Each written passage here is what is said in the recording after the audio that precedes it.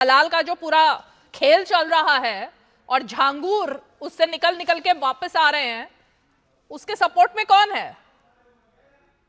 जी धन्यवाद रीमा जी। रीमा जी, अभी supreme court में एक ही शायद हियरिंग हुई है हलाल सर्टिफिकेशन को लेकर, और उसमें मुस्लिम पक्ष ने इस बात को साफ कर दिया था कि हलाल सर्टिफिकेशन सिर्फ और सिर्फ खाद्य पदार्थ पर ही दिया जाता है।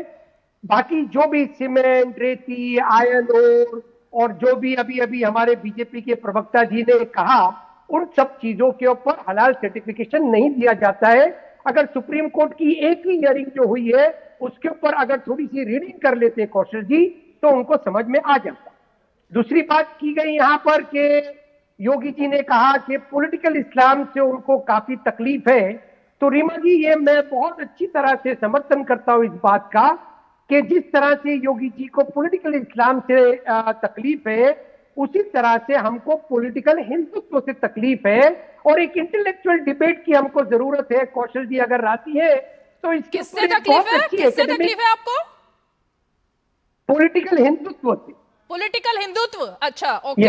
हाँ, ठीक है। क्योंकि काउंटर तो होना चाहिए ना रीमा जी। क्या होता है पॉलिटिकल हिंदुत्व? क्या होता है पॉलिटिकल हिंदुत्व? यस, आरएसएस और बीजेपी की जो सरकार है वो सिर्फ और सिर्फ पॉलिटिकल हिंदुत्व सरकार है। और इसको काउंटर करने के लिए हम लोगों को एक इंटेलेक्चुअल और एकेडमिक ऐसा क्या कर रही है पॉलिटिकल हिंदुत्व के नाम पर आरएसएस और बीजेपी? जी, क्या कर रही है? क्या कर रही है आरएसएस और बीजेपी? जिस तरह से योगी जी की बात ले लेते हैं, जिस तरह से उन्होंने लव जिहाद का जिक्र किया। नहीं सर, नहीं sir, sir sir sir sir रुकिए ना, रुकिए। योगी आदित्यनाथ को फिर आपने तो सुना नहीं है। योगी आदित्यनाथ ने बताया कि आजादी से लेकर, पहले से लेकर, मतलब पुरातत्व से लेकर अब तक किस तरह से आतंकियों ने और आक्रांताओं ने जो हमले किए ना हमारे ऊपर, उसको उन्होंने पॉलिटिकल इस्लाम कहा। और आप आज की सरकार को पॉलिटिकल हिंदुत्व से जोड़ रहे हैं। दोनों में बहुत फर्क है सर।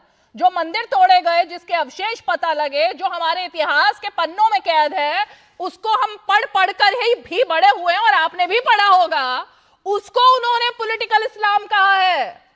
आप तो मुद्दा ही भटक रहे हो, पॉलिटिकल हिंदुत्व नहीं है वो।